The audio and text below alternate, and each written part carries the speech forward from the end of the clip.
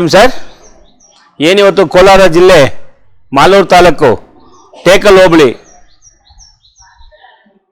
ಕೊಣಸೆಟ್ಟಹಳ್ಳಿ ಗ್ರಾಮ ಪಂಚಾಯತಿ ಗೊಲ್ಲಹಳ್ಳಿ ಗ್ರಾಮ ಠಾಣಿ 2 ಎಕರೆ ಇದೆ ಸರ್.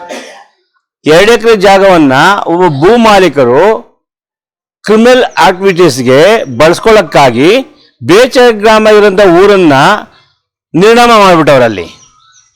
ಅವ್ರು ಯಾರಪ್ಪ ಅಂದರೆ ನಮ್ಮ ನಂಜೇಗೌಡರ ಶಿಷ್ಯಂದಿರುಗಳು.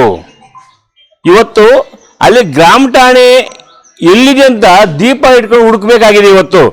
ಇವತ್ತು ಕೊಣಸೆಟ್ಟಹಳ್ಳಿ ಗ್ರಾಮ ಪಂಚಾಯತಿ PDO ಅವರು ಗ್ರಾಮ ಸಭೆಯಲ್ಲಿ ಮಂಡಿಸಿ ಅದನ್ನು ರೆಜುಲೇಷನ್ ಮಾಡಿ ಸರ್ವೆ ಮಾಡಲು ಮಾಲೂರು ತಹಶೀಲ್ದಾರ್ ಅವರು ರೂಪ ಅವರಿಗೆ ಕಳಿಸಿಕೊಟ್ಟಿದ್ರು. 8 ತಿಂಗಳಾಗಿದ್ರು ಸಹ ಇದುವರೆಗೂ ಸರ್ವೆ ಮಾಡಲಿಲ್ಲ.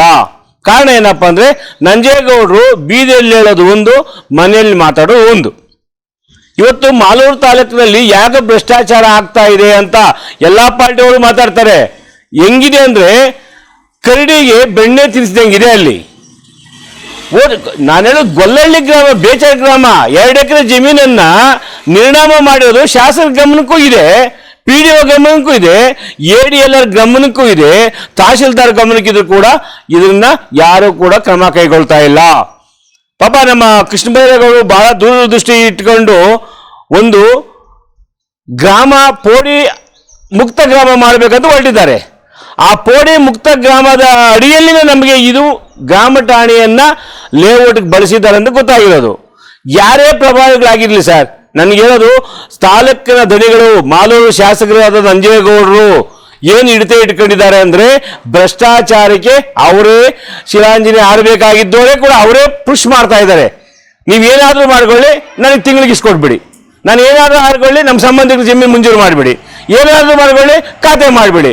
ಇಡೀ ಮುಸ್ಲಿಂ ಜನಾಂಗದ ಜಮೀನುಗಳನ್ನು ಅಗ್ರಿಮೆಂಟ್ಗಳು ಹಾಕ್ಕೊಂಡು ಅವರು ಬೇನಾಮಿ ಆಸ್ತಿಗಳನ್ನು ಬೇರೆ ಬೇರೆ ಹೆಸರಿಗೆ ಮಾಡೋದರಲ್ಲಿ ನಂಜೇಗೌಡರು ಪ್ರಮುಖ ಕಾರಣರಾಗಿದ್ದಾರೆ.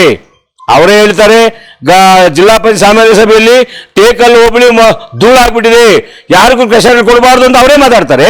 ಇಲ್ಲಿ ನೋಡಿದ್ರೆ ಅಧಿಕಾರಿಗಳನ್ನ ತಿರ್ಚೋ ಕೆಲಸ ಅವರೇ ಮಾಡ್ತಾರೆ. ಅವ್ರಿಗೆ ಜಮೀನನ್ನ ಮಂಜೂರು ಮಾಡ್ಬೋದು ಕಚೇರಿಗಳಿಗೆ, ಆದರೆ ಬೇರೆಯವ್ರು ಕೊಡ್ಕೊಡ್ದು. ಯಾರು ದಲಿತರು ಬದುಕೂಡ್ದು, ಯಾರು ಹಿಂದುಳಿದ ವರ್ಗ ಬದುಕೂಡ್ದು. ಇವತ್ತು ಗ್ರಾಮ ಠಾಣೆಯನ್ನ, ಗೊಲ್ಲಹಳ್ಳಿ ಗ್ರಾಮದ ಗ್ರಾಮ ಠಾಣೆಯನ್ನ ಮುಟ್ಗೋಲು ಹಾಕೊಂಡು ಅಲ್ಲಿರೋ ನಿರ್ಗತಿಗೆ ಬಡವರಿಗೆ ಹಂಚಿದ್ರೆ ಅದು ರೀ ನೀವು ಮಾಡಬೇಕಾದ ಸೇವೆ. ನಂಜೇಗೌಡ್ರೆ ಮಾತಲ್ಲಿ ಹೇಳೋದು ಕಂಕಣಲ್ಲಿ ದೊಣ್ಣೆ, ಬಾಯಲ್ಲಿ ಬೆಲ್ಲ ಇಟ್ಕೊಂಡ್ರೆ ಏನು ಪ್ರಯೋಜನ ಆಗೋದಿಲ್ಲ.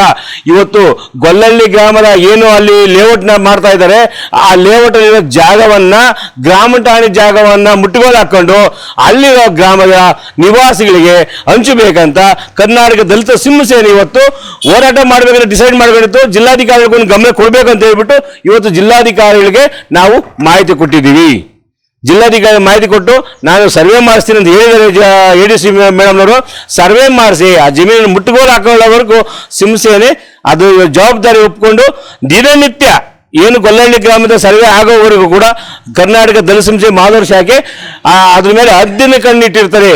ಯಾವುದೇ ಕಾರಣಕ್ಕೂ ಭ್ರಷ್ಟಾಚಾರಕ್ಕೆ ಬುನಾದಿಗೆ ನಾವು ಯಾವತ್ತೂ ಕೂಡ ಕರ್ನಾಟಕ ದಲಿತ ಸಂಸ್ಥೆ ಪ್ರೇರೇಪಣೆ ಕೊಡೋದಿಲ್ಲ. ನಾವು ಈ ಗ್ರಾಮ ಠಾಣೆ ಮುಟ್ಗೋಲು ಹಾಕೊಂಡು ದೀನ ದಲಿತರಿಗೆ ಹಂಚೋ ಕೆಲಸ ಮಾಡ್ತೀವಿ ಸರ್.